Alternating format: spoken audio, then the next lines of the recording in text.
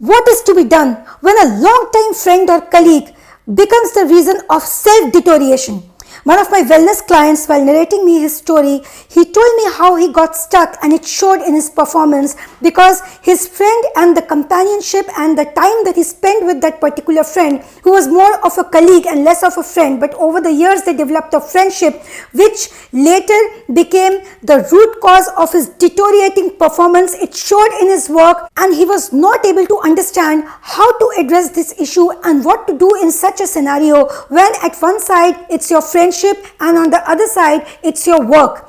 You have to understand this, that it is not between friendship and the work. It is not between friendship and personal self-interest. He was not able to handle the situation well. In fact, while he was narrating me his story, I could sense that there is some sort of conflict going within him. He was not able to decide on how to get rid of the friend and not to be selfish to him as well. He didn't want to be bad to him. He didn't want to be that selfish friend that we called. He wanted to be good to him, and as well as somewhere down he wanted to get rid of his companionship and he wanted to avoid spending that time with him. Now, because of the office hours as a colleague and being a part of the same team as his, he has to spend that given amount of time.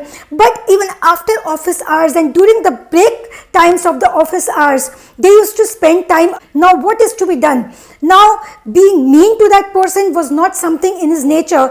But here you have to understand this one thing. This is not between being selfish towards a person and keeping your self-interest first.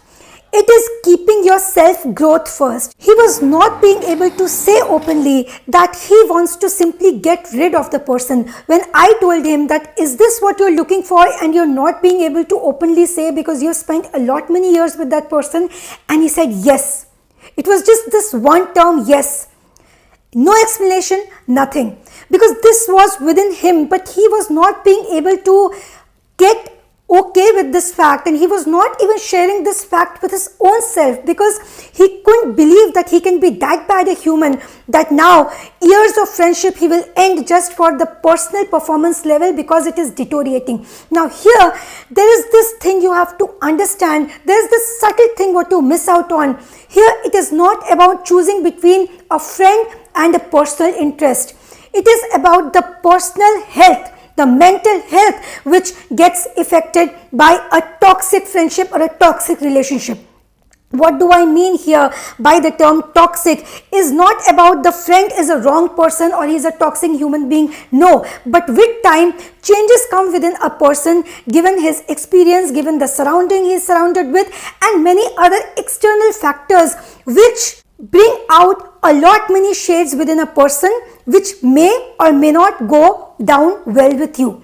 Now, not necessarily if a person is affecting adversely on you, the person's companionship or the person's company will have an adverse effect on some other human being.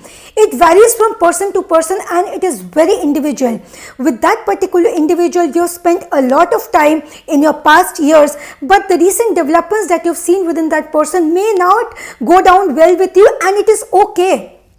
If you are seeing your performance level is going down and you feeling drained with every conversation that you have with him or her, you feel drained after a particular conversation, then it is not healthy and it is a red flag for you to understand that this is time that you draw a healthy distance between you and that person to end things on a bitter note. It is much better if you talk it out and draw a healthy distance. There is nothing selfish about it. There is nothing wrong about it. Rather, you're being honest to the person and not keeping the person in some blurry notion that okay, you're very good friends and you're very good colleagues, but because if something is not suiting you, is not suiting your vibration, and it is bringing out the bad and the worst within you, then this is bound to end on a negative and a bitter sour note.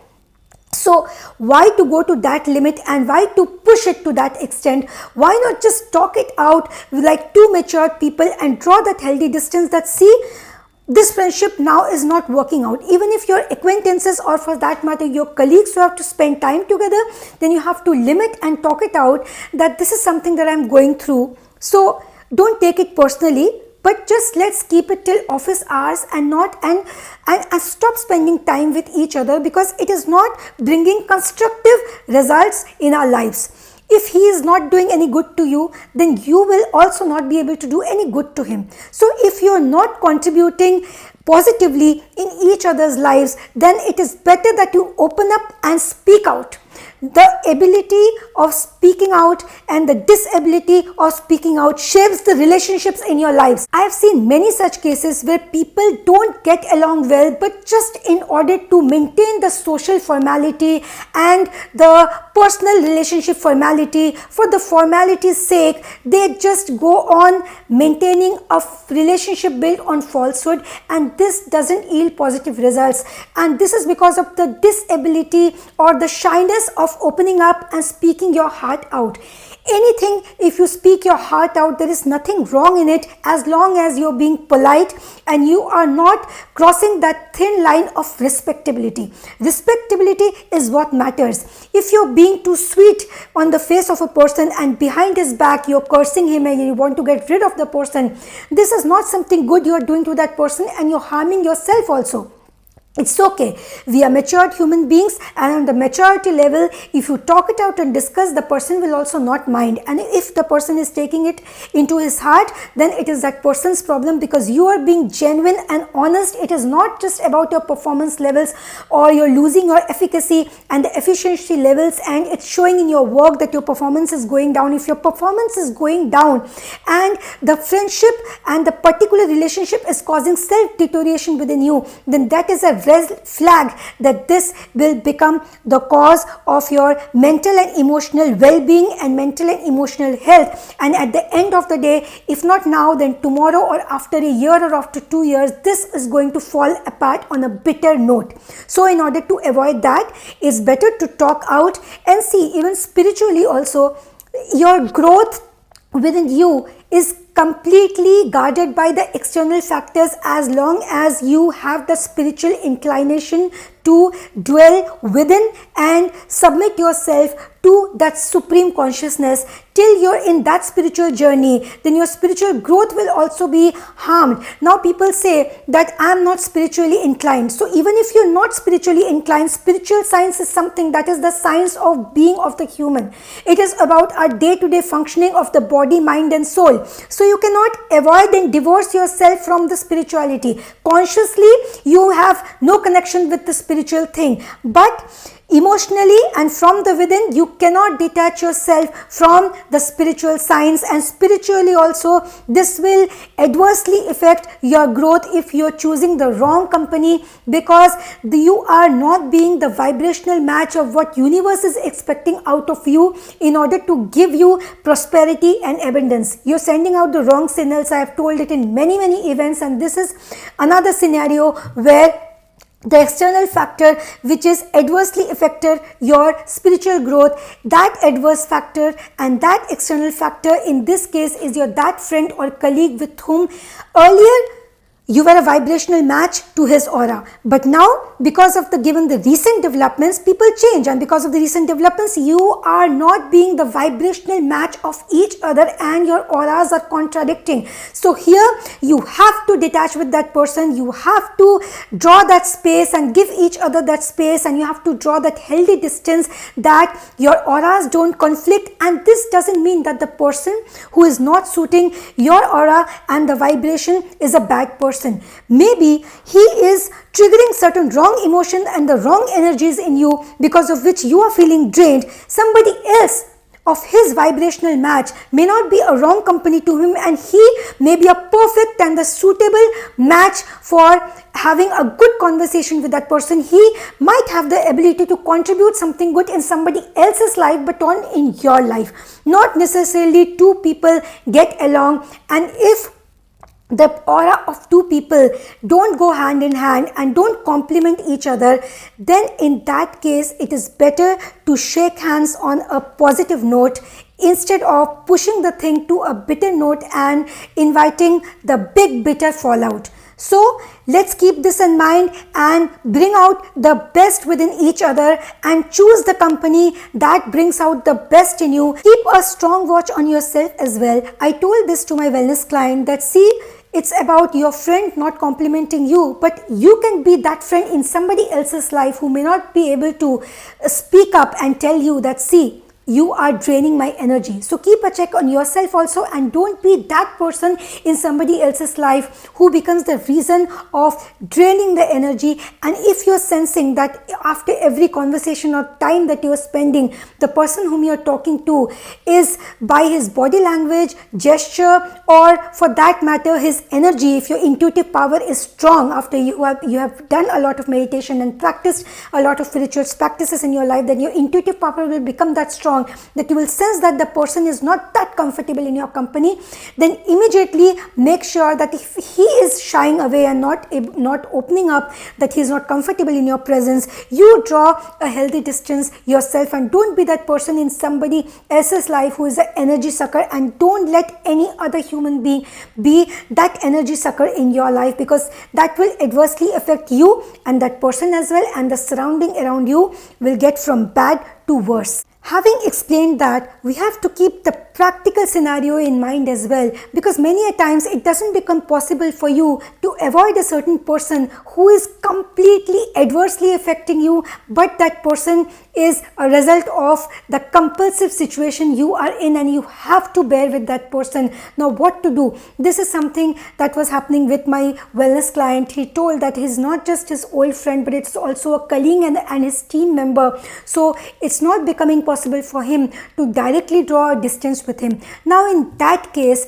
you have to build in that intuitive power within you to block the aura of that particular person whom you have to spend time out of compulsion and not out of your will or happiness.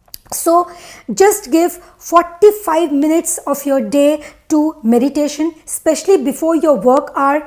Give those 45 minutes in the early morning. Give those 45 minutes and meditate on the holy verses, or you can do any picture meditation also. But it's best if you do just concentrate and focus between your eyes. Close your eyes, but don't put that excess pressure. Just put a light pressure, and it shouldn't be strenuous. So give 45 minutes of your life to meditation. You can do holy verses meditation, you can do picture meditation, you can do sound meditation. But if you are a beginner, then I would just suggest simply close your eyes and let the thoughts float, and do not try to block any thought, or do not try to get attached to any thought. Just go with the flow, because you are a beginner. Give 45 minutes to it, and then your intuitive power slowly will develop. Then in spite of spending hours with a person whom you don't want to connect to, you will be able to block his aura and the electromagnetic radiation, the vibration, the energy that he is generating, that he is radiating. You will prevent it from entering your energy and contaminating your aura, and thereby your performance levels will increase and it will not slow down, which in otherwise, if you're spiritually not very strong and intuitive, then in that case you will not be able to stop and block the aura of the person from contaminating your aura and distracting your focus. So when I say spiritual science, understand this, that it has nothing to do with that whether you are a believer or an atheist or an agnostic, or which religion you belong to, whatever faith you have. Just meditate on the holy verses, just meditate on the holy books, meditate on sound. You can go for picture meditation, but if you're a beginner, I will suggest this, just simply close your eye, the thoughts flow, or you can just focus on your between the eyes. But this has to be done under the monitoring of somebody, because what sadhaks and the spiritual seekers end up doing is they overexert themselves, they put a lot of pressure and their eyeballs begin to pain, they begin to develop headaches. Don't do that. It is a wrong way of doing meditation. Instead of doing any good to you, it will start doing harm to you. So that is one kind of meditation, and that practice is something you have to do under the monitoring or the guidance of some guru or anybody, any spiritual seeker. Or if you have an expertise, that's a different thing. But if you are a beginner, then go slow.